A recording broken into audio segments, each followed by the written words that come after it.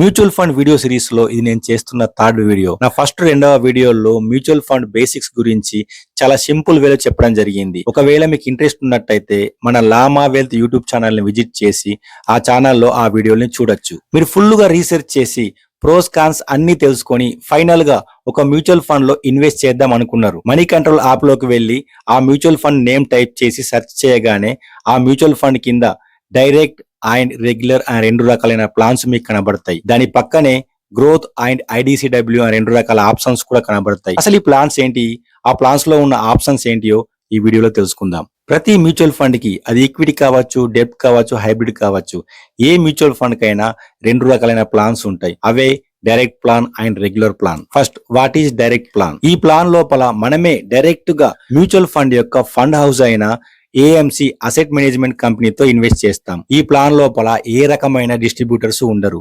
అందుకే ఈ ప్లాన్ యొక్క ఎక్స్పెన్స్ రేషియో అనేది తక్కువగా ఉంటుంది. కానీ ఈ ప్లాన్ లో ఇన్వెస్ట్ చేయాలంటే మనకు డీమాట్ అకౌంట్ ఉండాలి. యూట్యూబ్ ఛానల్లోకి వెళ్లి how to open demat account in Telugu అని టైప్ చేస్తే మనకు చాలా వీడియోస్ వస్తాయి. ఆ వీడియోని చూసి మీకు నచ్చిన బ్రోకరేజ్ కంపెనీలో డీమాట్ అకౌంట్ ని ఓపెన్ చేసుకోవచ్చు. ఈ ప్రాసెస్ కూడా చాలా సింపుల్ గా ఉంటుంది. Second, what is regular plan?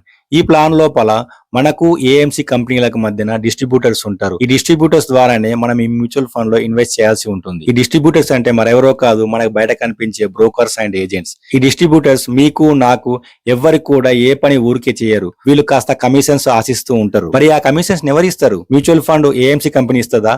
అది ఇవ్వదు, మనమే ఇవ్వాలి. అందుకే ఈ రెగ్యులర్ ప్లాన్ లోపల ఎక్స్పెన్స్ రేషియో అనేది కాస్త ఎక్కువగా ఉంటుంది. ఫర్ ఎగ్జాంపుల్, ఏ అనే ఒక మ్యూచువల్ ఫండ్ యొక్క డైరెక్ట్ ప్లాన్ ఎక్స్పెన్స్ రేషియో 1% గా ఉంటే, అదే ఏ అనే మ్యూచువల్ ఫండ్ యొక్క రెగ్యులర్ ప్లాన్ ఎక్స్పెన్స్ రేషియో 2% కి కొంచెం అటు ఇటుగా ఉంటుంది. మనం ఎక్కువగా పే చేసే ఆ 1% ఎక్స్పెన్స్ రేషియో అనేది ఈ డిస్ట్రిబ్యూటర్ కి కమిషన్స్ రూపంలో వెళ్ళిపోతుంది. మీరు ఏ ప్లాన్ తీసుకున్నా, direct or regular, A plan తీసుకున్నా గానీ ఆ ప్లాన్ లోపల రెండు రకాలైన ఆప్షన్స్ మనకు కనబడతాయి. అవే growth option and IDCW option. First what is growth option?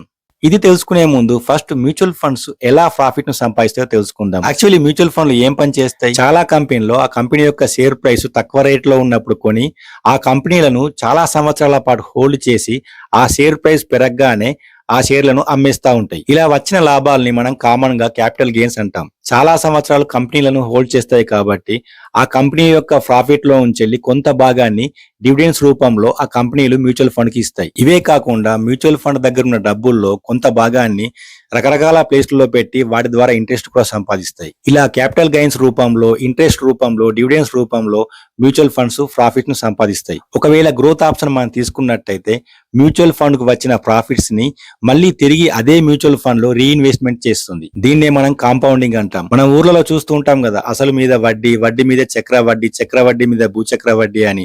ఈ కాంపౌండింగ్ అనేది కూడా సిమిలర్ గా అటువంటి ప్రాసెస్. ఇలా ప్రాఫిట్స్ ని అదే మ్యూచువల్ ఫండ్ లో రీఇన్వెస్ట్మెంట్ చేయడం వల్ల ఆ మ్యూచువల్ ఫండ్ యొక్క ఎన్ఏవి అనేది ఎక్కువగా ఉంటుంది. Then what is IDCW option? IDCW అంటే income distribution cum capital withdrawal. దీన్ని ఒకప్పుడు డివిడెంట్ ఆప్షన్ అని పిలిచేవాళ్ళు, కానీ తర్వాత దీని పేరుని ఐడిసిడబ్ల్యూ ఆప్షన్ గా మార్చారు. ఈ ఆప్షన్ తీసుకున్నట్టయితే మ్యూచువల్ ఫండ్ కు వచ్చిన ప్రాఫిట్స్ ని మన బ్యాంక్ అకౌంట్ లోకి ట్రాన్స్ఫర్ చేస్తాయి. ఇలా మ్యూచువల్ ఫండ్ కు వచ్చిన ప్రాఫిట్స్ ని ఎప్పటికప్పుడు మన బ్యాంక్ అకౌంట్ లోకి ట్రాన్స్ఫర్ చేయడం వల్ల ఈ మ్యూచువల్ ఫండ్ యొక్క ఎన్ఏవి అనేది తక్కువగా ఉంటుంది. మీరు లాంగ్ టర్మ్ లో ఎక్కువ డబ్బులు సంపాదించాలనుకుంటే ఏ మ్యూచువల్ ఫండ్ తీసుకున్నా ఆ మ్యూచువల్ ఫండ్ లో డైరెక్ట్ ప్లాన్ మాత్రమే తీసుకోండి. ఆ డైరెక్ట్ ప్లాన్ లో కూడా గ్రోత్ ఆప్షన్ ని మాత్రమే సెలెక్ట్ చేసుకోండి. అప్పుడే మీరు లాంగ్ టర్మ్ లో ఎక్కువ డబ్బుల్ని కాంపౌండ్ చేసుకునే అవకాశం ఉంటుంది. ఈ వీడియోలో పైన చెప్పిన టాపిక్స్ మీకు అర్థమైనాయని అనుకుంటున్నా. నెక్స్ట్ వీడియోలో మరొక టాపిక్ తో మీ ముందుకు వచ్చే ప్రయత్నం చేస్తా. టిల్ దెన్, జై భారత్, జై హింద్.